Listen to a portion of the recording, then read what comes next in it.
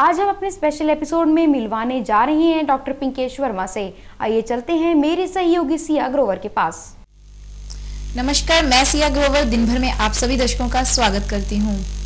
आज के विशेष बुलेटिन में हम आपकी मुलाकात करवाने जा रहे हैं पंचकुला के जाने माने child specialist doctor Pinkesh Verma से। तो आइए चलते हैं डॉक्टर पिंकेश वर्मा के पास। जी डॉक्टर साहब, जैसे ये हमारी बच्चों में पेट दर्द की समस्या बहुत ही आम हो गई है, तो उसके बारे में हमारे दर्शकों को बताइए कि इसके पीछे क्या कारण है।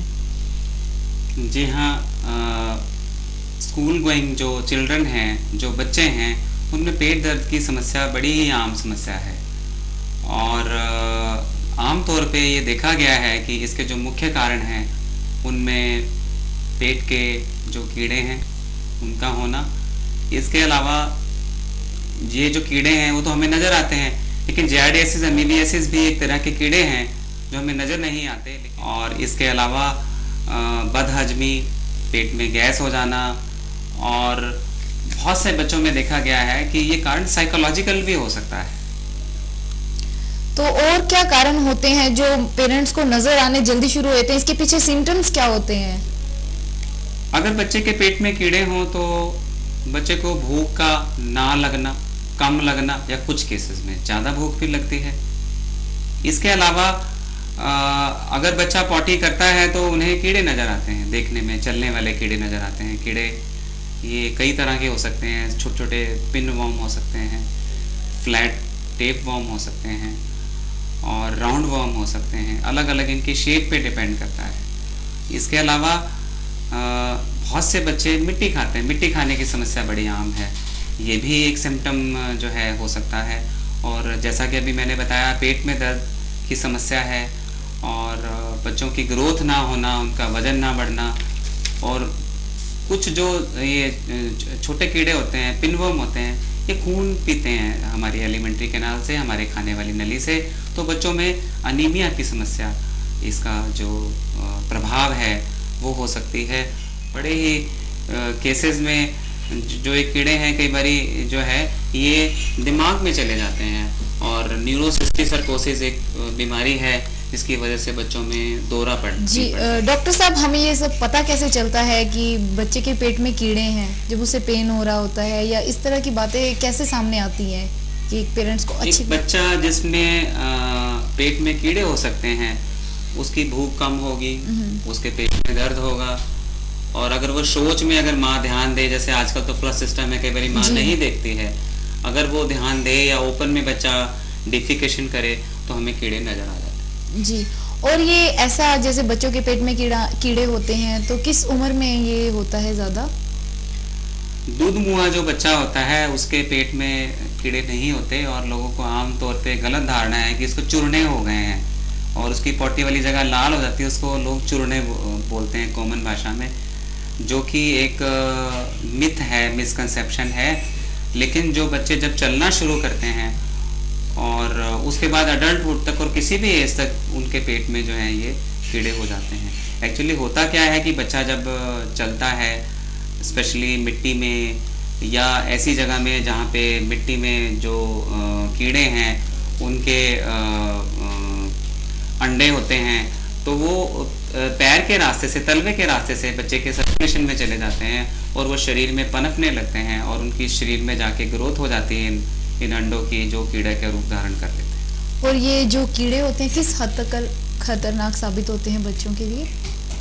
अनीमिया, खून पी जाते हैं, छोटे पिनवर्म जो हैं ये उसमें काफ़ी नोटोरियस हैं, और बच्चे का वेट नहीं बढ़ता है, और पेट दर्द की समस्या बड़ी कॉमन है।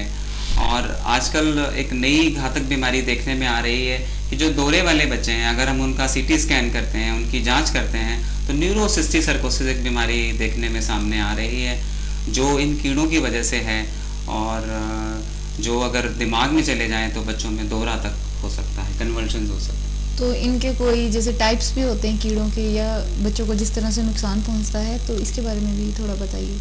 जियार्डिया अमीबियासिस है, जो साफ पानी ना पीने की वजह से, साफ खाना ना खाने की वजह से, और शौच क्रिया के बाद हाथ ना बच्चे धोएं उसकी वजह से हो जाते हैं। पिनवर्म है, छोटे छोटे कीड़े हैं स्मॉल साइज के, and they are difficult to kill also. उसके अलावा राउंड वर्म है, टेप वर्म है। तो ये कॉमन वर्म है जो हमारे एरिया में, इस नॉर्दर्न रीजन में बच्चों के पेट में पाए जाते हैं। और सिस्टिसर्कोसिस एक कीड़ा है जो हरी सब्जियों पे या पोर्क में या मीट में होता है, जो पेट से बच्चों के दिमाग में चला जाता है। डॉक्टर साहब, ये तो आपने हमें बताया कि ये सावधानियां हैं जिससे हम अपने बच्चों को कीड़ों से बचा सकते हैं, तो कोई कुछ ऐसी विशेष बात जो आप हमारे दर्शकों को बताना चाहेंगे? आमतौर पे देखा गया है कि मिट्टी खाना जो है बच्चों में एक बहुत कॉमन समस्या है, और ज़्यादातर बच्चे जो हैं इन्फेंसी के एज में वो मिट्टी खाते हैं।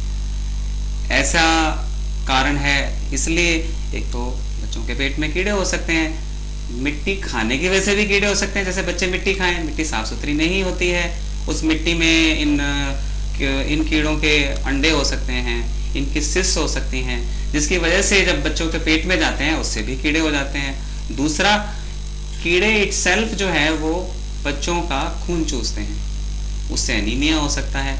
अनीमिया भी एक कारण है मिट्टी खाने का। तो ये समस्या मैंने जैसे बताया कि बहुत ही कॉमन है मिट्टी खाने वाली। तो जिस माँ का बच्चा मिट्टी खाता है वो इन बातों का अगर ध्यान रखे, अपने आसपास के जो उनके चाइल्ड स्पेशलिस्ट हैं उनसे सलाह लें, उनसे मशवरा लें, उस बच्चे को डीवर्मिंग कराएं, उसको रेगुलर तौर पे आयरन दें। हर पनप रहे बच्चे को आयरन की ज़रूरत होती है। जैसे जब न्यूबॉर्न बेबी एक होता है उसे भगवान 15 से 16 ग्राम उसका हीमोग्लोबिन होता है, लेकिन इन्फेंसी में जाके उसका 7 से 8 ग्राम रह जाता है। इसका कारण ये है कि जब वो पैदा हुआ तो उसका वजन 2.5 या 3 किलो का था। जब वो 1 साल का हो गया तो उसका वेट तो 3 टाइम्स हो जाता है, लेकिन जो उसकी डाइट है, जो वो दूध पी रहा है, उसमें आयरन नहीं है। उसकी वजह से बच्चों में एनीमिया हो जाता है, वो मिट्टी खाने लगते हैं। मिट्टी खाने से भी पेट के में कीड़े हो जाते हैं। तो जो बच्चा मिट्टी खाता है उसका प्रॉपरली इलाज कराएं। अगर मिट्टी खाने वाले बच्चे का हम ध्यान नहीं दें, उसमें खून की कमी हो जाती है, तो बच्चे में चिड़चिड़ापन, गुस्सा, हेड बैंगिंग, सांस रोक लेता है बच्चा। कई बार रोते रोते सांस रोकने की समस्या बड़ी कॉमन है, ये भी खून की कमी की वजह से होती है। बच्चे के लॉन्ग रन में उसके IQ, उसके इंटेलिजेंट कोफिशिएंट पे भी फर्क पड़ता है। तो एक छोटा सा आयरन और कम बजट की, कोई बहुत ज़्यादा इसमें खर्चा नहीं है, कीड़े मारने की दवा, ये 2 बातें जो हैं ये बच्चे की ग्रोथ को इम्प्रूव करती हैं, और जो कॉमन समस्याएं हैं घर घर की छोटी छोटी समस्याएं हैं वो उसको हल करती है। इसके अलावा इससे बच्चे की भूख में बहुत ज़्यादा वृद्धि होती है। हर घर की समस्या है कि मेरा बच्चा नहीं खाता है, मेरे बच्चे को भूख कम लगती है, इसने खाना बंद कर दिया है। तो अगर हम समय पे उनकी डीवर्मिंग करें, उनको आयरन दें, उनको मेट्रोनिडाज़ोल का जो दवा है वो पिलाएं, उसका कोर्स कराएं, तो वाकई में बच्चों की भूख बढ़ेगी, उनका कद बढ़ेगा, उनका IQ बढ़ेगा और समस्या का निदान। तो दर्शकों, देखा आपने कि डॉक्टर पिंकेश वर्मा ने हमें कितनी महत्वपूर्ण बातें बताई बच्चों के पेट दर्द और कीड़े की समस्या को लेकर। तो आइए चलते चलते हम उनसे लेते हैं कुछ महत्वपूर्ण टिप्स जो हेल्थ के बारे में है, और आप आसानी से इन सुझावों से अपने बच्चे को उन पर अपना सकते हैं और इनसे उनका बचाव कर सकते हैं। तो दर्शकों, देखा आपने कि डॉक्टर पिंकेश वर्मा ने हमें कितनी महत्वपूर्ण बातें बताई और कुछ सुझाव भी दिए।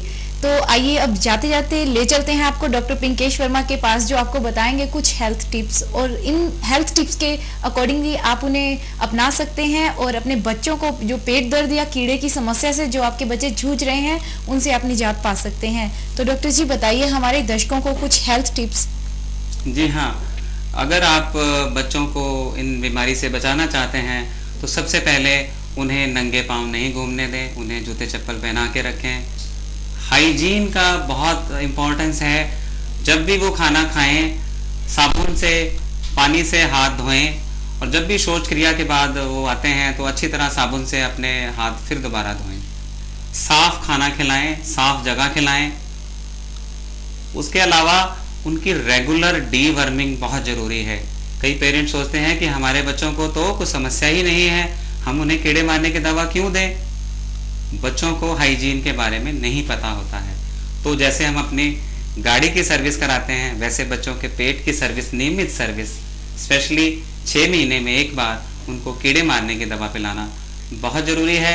इसके लिए आप सेल्फ मेडिकेशन ना करें, आपके जो नज़दीक के डॉक्टर हैं, बच्चों के डॉक्टर हैं, फिजिशियन हैं, डिस्पेंसरी में जो आपके मेडिकल ऑफिसर हैं, उनकी राय लें। इसी में ही आपके बच्चों की और आपकी भलाई है। जी डॉक्टर साहब, बहुत बहुत धन्यवाद हमारे दर्शकों को इतनी महत्वपूर्ण बातें बताने के लिए, और हम भविष्य में भी आशा करेंगे कि आप हमारे दर्शकों को इसी तरह से इन अच्छी अच्छी बातों से रूबरू करवाते रहेंगे। तो हमारे स्टूडियो में आने के लिए बहुत बहुत धन्यवाद। धन्यवाद।